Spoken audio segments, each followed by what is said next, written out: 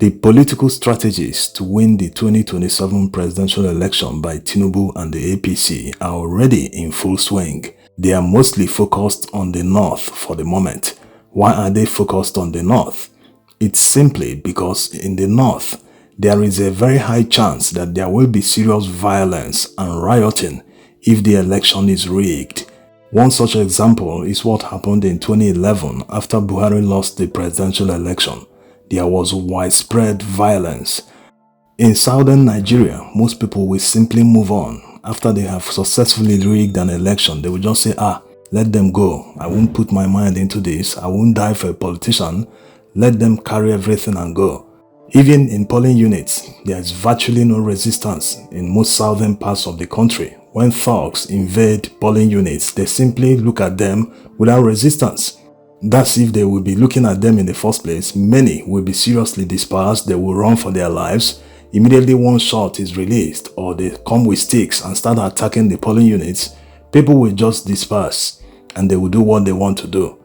So the fact that they are focused in the north means one thing. It shows that they know that the election cannot be easily rigged, and they know that northerners listen to their traditional rulers and their imams, all the people in high places in the north. Whoever they tell them to vote for, they mostly follow the instruction without much resistance.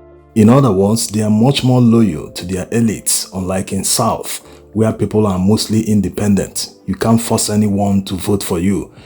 Now you can see why the APC are moving against northern traditional rulers. Emirs, even the Sultan is the latest on their side. Anyone they deem to be antagonistic to them, they will simply move against the person. Now, what did His Royal Highness Saad Abubakar III do to the APC government to warrant them to come down hard on him? Did he in any way openly challenge Tinubu or the Sokoto state governor? Looking back at his statements the past few months, they are neither here nor there. On one hand, he will tell the government to do all the right things to alleviate the sufferings of the people. On the other hand, he will tell the people to pray for the government to succeed and to give them more time. In another forum, he said that the traditional rulers or the northern elites can no longer persuade their people not to revolt against the government because the hardship is too much on them. So it's very obvious that the Sultan of Sokoto is trying to stay in the middle. He knows that with his position, he should not be seen as openly criticizing the government. He also knows that he should not be seen by his people as abandoning them and not speaking for them, especially this time that there is serious hardship. Things are politicized. And that's the worst way to go when you politicize insecurity. We're all in one big country where we have poverty. Yes, Muslims, Christians, even people who don't have religion go to the same markets. They buy the same foodstuff. They enter the same vehicles, pay the same fares. So it's not an issue of religion. Let's not tell ourselves anybody is planning anything against Muslims or Christians. No. It's an issue of leadership. Even with all his political correctness, trying not to anger the government or his people, the APC-led government of Sokoto State is still coming hard on him, to the extent that Shettima had to openly reprimand the Sokoto State government, reminding them of the role that Sultan of Sokoto plays in not just northern Nigeria and Sokoto State, but the entire Nigeria at large, that the Sultan is the leader of all Nigerian Muslims. I want to use him as my point of reference to recognize and appreciate all our royal fathers present here. And to the Deputy Governor of Sokoto, I have a simple message for you. Yes, the Sultan is the Sultan of Sokoto, but he is much more than that.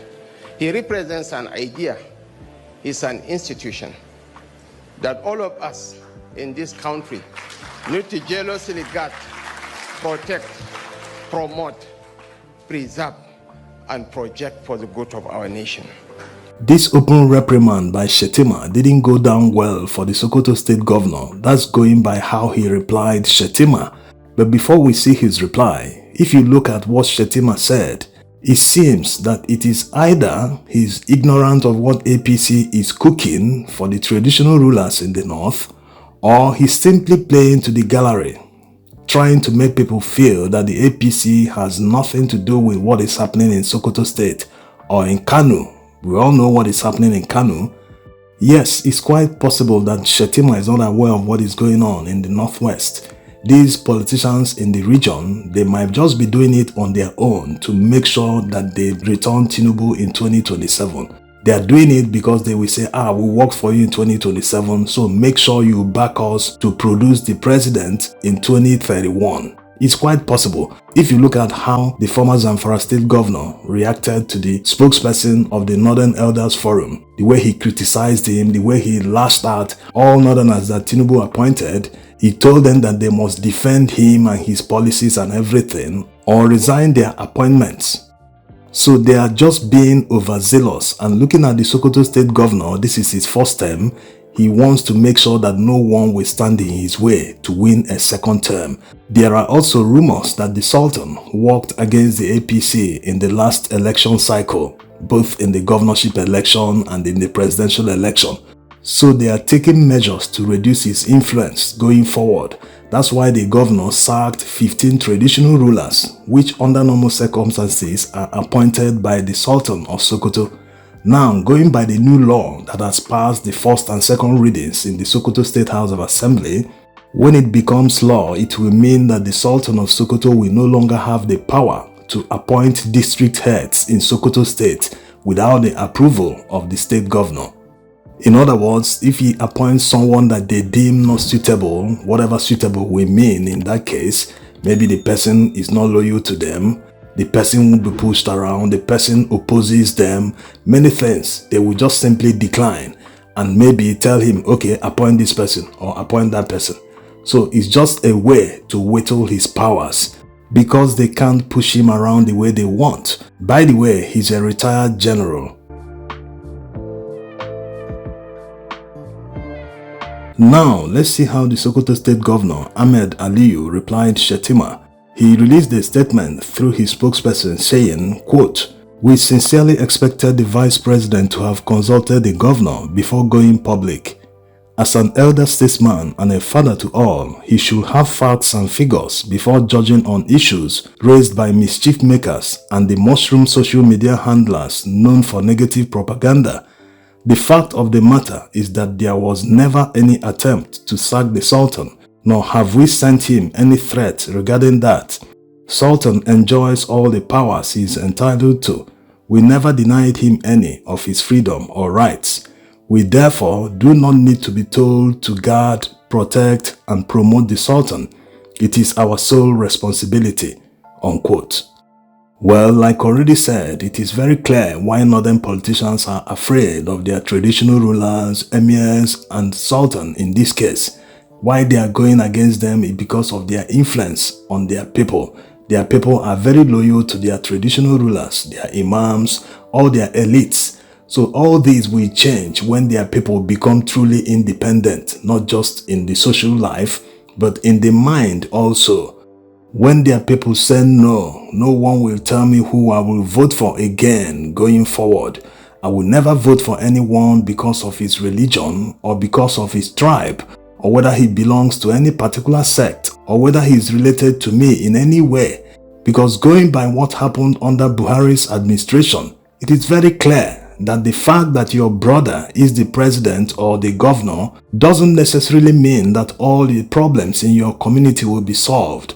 All roads will be paved, insecurity will be a thing of the past, all schools will be working, there will be constant electricity. It never happens. Imagine what happened under Buhari. Despite being an army general, he couldn't tackle insecurity in his own state of Katsina, not to talk of surrounding states in the northwest region. Today, the northwest region is the headquarters of kidnapping, banditry, all sorts of vices. People can't even sleep with their two eyes closed.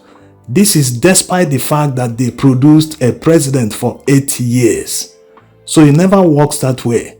So it is time all Nigerians, not just northerners, take their destiny in their own hands. Something like coming out to vote should be taken very seriously, like their lives depend on it. Look around you, look at what is happening in their communities, look at what is happening in the state, in the country.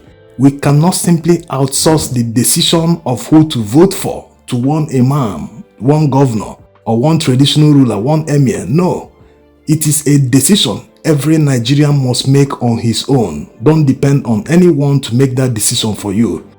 If we do this going forward, especially in 2027, at least Nigerians can look back and say, we tried our best. We did not vote for someone based on ethnicity or because of religion.